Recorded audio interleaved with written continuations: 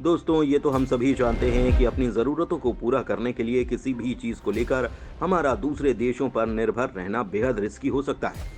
कई बार ये देश इसी का फायदा उठाने की कोशिश करते हैं और ऐसा क्रूड ऑयल मामले में भारत के साथ हो चुका है, जिसका भारत ने मुंहतोड़ जवाब दिया। स्पेशली अगर हम डिफेंस सेक्टर की बात करें तो इस क्षेत्र में तो किसी देश के ऊपर डिपेंड होना बहुत बड़ा रिस्की हो सकता है, जैसा कि हमने रशिया, यूक्रेन, इजराइल, हमास और अजरबैजान, आर्मेनिया के केस में देखा भी है। डिफेंस इक्विपमेंट या वेपन देश की सुरक्षा में इस्तेमाल किए जाते हैं, इसलिए ये बेहद जरूरी है कि इन्हें पूरी तरह से अपने ही देश में बनाया जाए। दरअसल हमारी जानी मानी मिसाइल ब्रह्मोस सुपरसोनिक के कई पार्ट्स और फ्यूल के लिए हम रशिया पर निर्भर हैं, जो कि हमारे लिए काफी रिस्की है।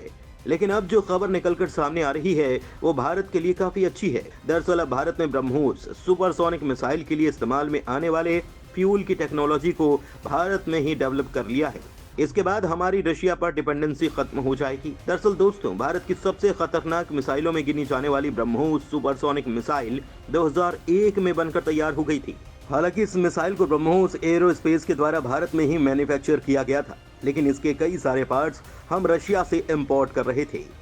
लेकिन अब धीरे धीरे ये सारे पार्ट्स भारत के अंदर बनाए जाने लगे हैं, जो कि भारत के लिए बहुत बड़ी कामयाबी है।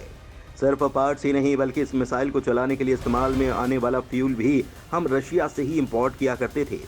अब इस फ्यूल को प्रोड्यूस करने की टेक्नोलॉजी को भारत ने डेवलप कर लिया है। फ्यूल मिसाइल के लिए एक तरह से सोल का काम करता है, क्योंकि फ्यूल की वजह से ही कोई मिसाइल हवा में ट्रैवल कर पाती है।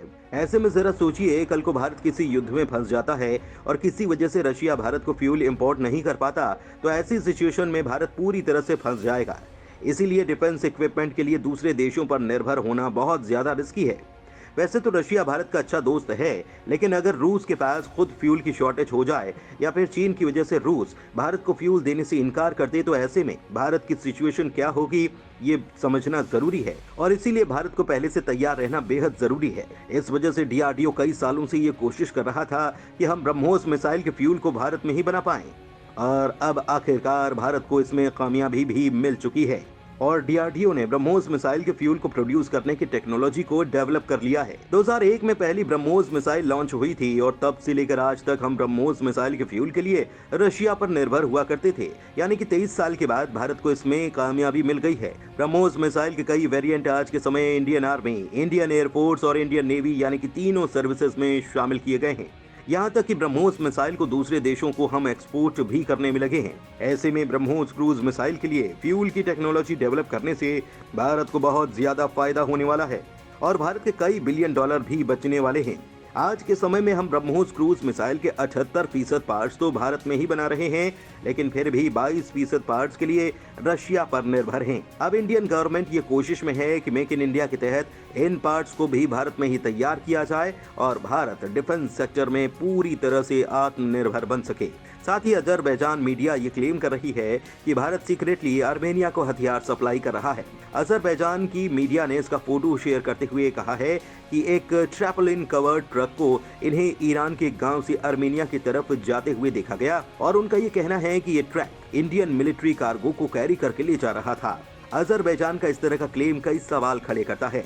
अजरबैजान की मीडिया ने यह आरोप लगाया कि ये कार्गो भारतीय वेपन सिस्टम है और इस पर भारतीय डिफेंस एनालिस्ट का कहना है कि TC-20 MGH हॉवित्जर ये हो सकती है, जिन्हें भारतीय defence company Bharat forge manufacture करती है।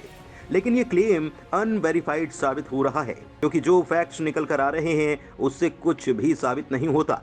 पहली बात तो ये है कि ट्रैपलिन से कवर ट्रक को देखकर ये बताना मुश्किल है कि इसके अंदर क्या है। दूसरा, यहाँ ध्यान देने वाली बात यह है कि इंडियन कंपनी फोर्ज 2023 में आर्मेनिया को ऑलरेडी अटैक होवित्जर सप्लाई कर चुकी है, तो ऐसे में दोबारा से भारत का आर्मेनिया को सेम वेपन सिस्टम सप्लाई करना काफी इलॉजिकल होगा। इन सभी कारणों और लिमिटेड इंफॉर्मेशन की वजह से इस बात को कहना मुश्किल है कि ये ट्रैक इंडियन कार्गो को कैरी करके ले जा रहा था। इसके लिए इंटरनेशनल कमेटी भी क्लैरिफिकेशन का वेट कर रही है, उसके बाद ही कुछ कहना पॉसिबल हो पाएगा। लेकिन फिलहाल अजरबैजान की मीडिया काफी ज्यादा शोर मचा रही है कि भारत काफी अत्याधुनिक हथियार लगातार आर्मेनिया को सप्लाई करता जा रहा है। बहरहाल इस मामले पर आपकी क्या राय है, हमें कमेंट बॉक्स में लिखकर जरूर बताइएगा। धन्यवाद।